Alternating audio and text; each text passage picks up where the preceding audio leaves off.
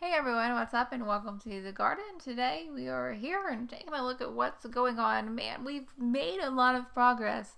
The dahlias are getting a lot bigger, which I'm happy to see because of course I always get a little bit worried about the dahlias. I'm not the best at growing them, especially, the weather has been so incredibly hot. We had a heat index that was 122 the other day. Lots of wilting going on in the dahlia patch, but that's to be expected. All we can do is, keep them nice and watered, try to keep them as healthy as possible, and keep training them with our trellis, and we'll be rewarded with some blooms. Got some blooms going on. I've been topping these, pinching these, really trying to focus on maintenance, and I finally did fertilize them. Didn't get any footage of that, but just, fertilizer with a low nitrogen number. Really want to make sure to focus on the blooms, not the big green bushy growth, because I think that's where I've gone wrong a lot in the past. Also taking a look around the garden, we have our zinnias. Our zinnias are finally starting to bloom. I am so excited. We have so many different colors. A lot of the colors aren't blooming yet. These are really just the first ones. These are really the first flowers that I transplanted from our trays, from the winter sowing tray. Most of these zinnias are from the Binnary's Giant series for cut flowers in the cut flower garden. I mean, if you're new to the channel, you'll notice that my garden is definitely arranged in a more functional manner as I'm growing kind of crops for cut flower production rather than, having an ornamental flower garden, even though I think it looks kind of pretty personally the way I've got this planted up. Lots of oranges are showing up, lots of these just vibrant oranges. The pollinators have been going absolutely crazy in these orange Binnary's Giant flowers. I've also had a really hard time keeping the finches, the goldfinches, I guess is what they're called, out of the yard. They love to sit on these zinnias and just pluck out the petals looking for seeds, even though, the flowers aren't even mature enough to have produced the seeds yet.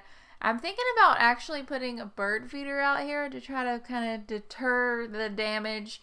I don't know if putting a bird feeder out will do more harm than good or what it will do, but either way, I gotta kind of come up with a solution. These golden hour zinnias that you're seeing here from Floral, they're especially their favorites. The birds seem to get into these more than any of the other ones for some reason.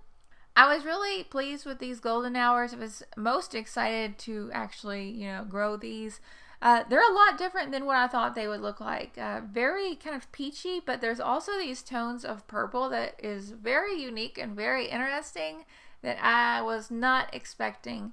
These are kind of just starting to bloom, so they're a little bit behind things like the Binnary's Giant bright pink and the Binnary's Giant deep red. Those are definitely the ones that are most floriferous in the yard right now. These were actually the ones that I first transplanted. These were the very first ones that transplanted into the yard. I think that a lot of my zinnias are actually a little bit stunted because of my late start, my late transplant.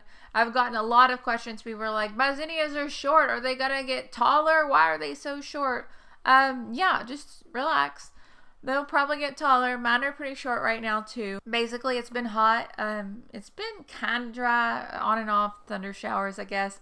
But the main thing to remember with the zinnias is that they are cut and come again. So the more that you cut the flowers and the more that you deadhead the flowers and the plants, the taller these plants are going to be. So remember, every time you cut a flower, 2 more flowers are going to grow from that branch joint, just like we did when we were pinching. So it's important to remember that if you want taller zinnias, keep cutting them. As long as, your season is long enough and things are going well, you should continue to get plants that are taller and taller, unless, of course, there's some other underlying issue like powdery mildew could be an issue, or maybe you accidentally bought a dwarf variety that does not get very tall. That sounds kind of silly to say, but I have definitely done that before in the past, so I wouldn't be surprised if that might be a common issue as well. I don't know, overall, you can see the trellis netting, our trellis netting that we used. It is quickly getting covered up. I'd say, when I put this trellis netting down, Within 3 days, the zinnias had grown super fast, and it had almost covered it completely. So I know a lot of people were like, oh, that's going to be ugly. I'm not sure if I want to put a trellis netting in my zinnias. That's kind of ugly. I know it's not the most aesthetically pleasing thing at first when you first put it in, but as you can see here, it quickly disappears and quickly gets covered up to the point where, you know, nobody's even going to really guess it's there unless they know it's there. So far, it's done an excellent job of keeping my plants upright. But then again, we haven't really had too many strong storms or anything like that. So only time will tell the effectiveness of this. I'm sure it will be fine. You see here, these are the scarlet red zinnias. They're a little bit hard. It's hard to tell the difference between the two, honestly, the deep red and the scarlet red.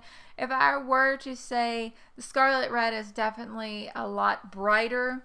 Also, our sunflowers, we made a very small planting of sunflowers early in the season. These are the Double Delight sunflowers.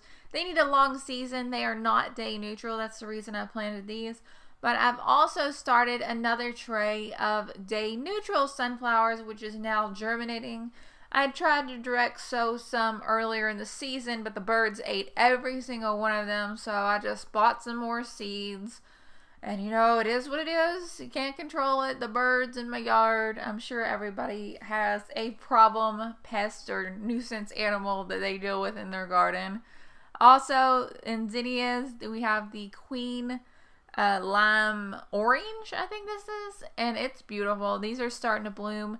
Not too many blooms yet, but I can tell there are a lot of flowers on the way, which I am really excited for. This is one of the ones from the Queen series. Also wanted to quickly show you guys this unicorn mix from Floral. You'll recall I bought the unicorn mix zinnia seeds, and man, oh man, this combination of zinnia seeds is quickly becoming one of my absolute favorites in the garden. And that's saying a lot because I actually have a lot of zinnias growing. But look at these colors. These peachy, orange, lots of really nice purple lavender tones. You'll see a lot of the zinnia flowers. They have that lavender center. The colors are just so incredibly dreamy. Usually I'm disappointed by pictures on websites, but I think the pictures, they did not do justice to what these flowers actually look like. They are just so pretty. They remind me of kind of like vintage, something vintage, like old wallpaper or something. I'm not quite sure why they remind me of that. Just the soft tones of the oranges and the purples. Oh, so beautiful. Also looking around the garden, our Azure are blooming. This is the timeless mixed Azure.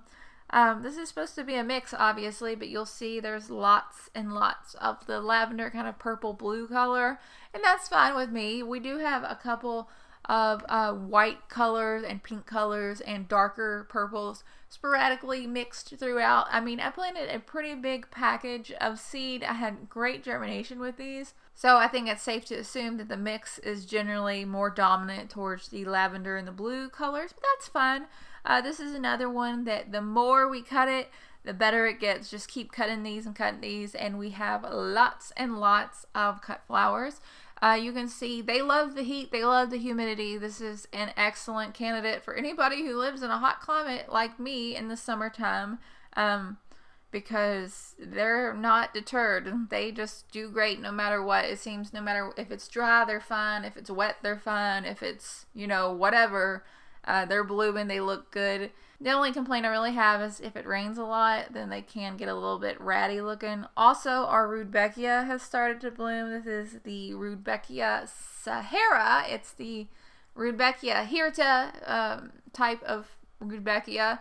It is grown as an annual here in my zone. I think it's only hardy to zone 8, but I've always had trouble growing Rudbeckia. This is one of the very few Rudbeckia that grow well for me, is the hirta family. Lots of colors. Look at these pretty colors. A little bit of bug damage, but no big deal. The way these petals are and the colors, it kind of does disguise the bug damage a little bit. And, you know, it's a Rudbeckia, so that's kind of what I expect. I expect my Rudbeckia to look a little bit rough. I picked some of those Queen Red Lime zinnias. This is Queen Red Lime as opposed to the red orange.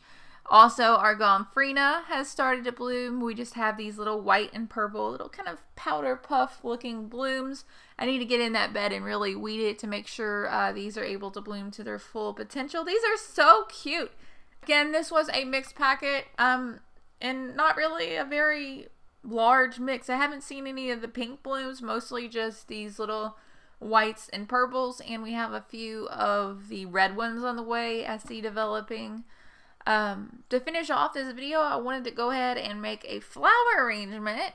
So I went ahead and I picked a big bunch of this Azuratum. I didn't use all this Azuratum. I don't know why I picked so much of it, but, you know, why not? I had to deadhead the plants anyway, so I went ahead and I picked it.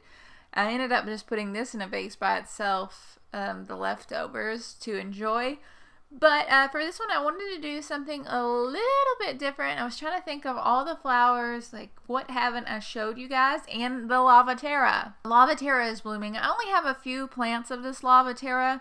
Next year, I've decided I'm going to make a big planting of this because it is beautiful. I mean, look at these blooms. They're so delicate. They bloom at the same time as I have Japanese beetle pressure, so it's hard to get good flowers, but I picked these very early as soon as they opened, and I'm just going to pair this Azuratum with Lavaterra and some mint, and boom, so cute, so pretty. I love it so much. It's awesome. That's really about it for this video. I hope that it was helpful. I'm not quite sure if it was. If you're new to the channel, be sure to subscribe. I would absolutely love to have you. We're trying to grow our little gardening community here, so make sure you share with a friend and hit the bell icon and all that good stuff. As always, the link to my blog is down in the description if you want more information about any of these flowers. You can also check out our Patreon and check out our wax melt shop if you want to too. I really appreciate it. I am so thankful. I hope that you're having an incredible day, and I'll talk to you all later. Bye, guys.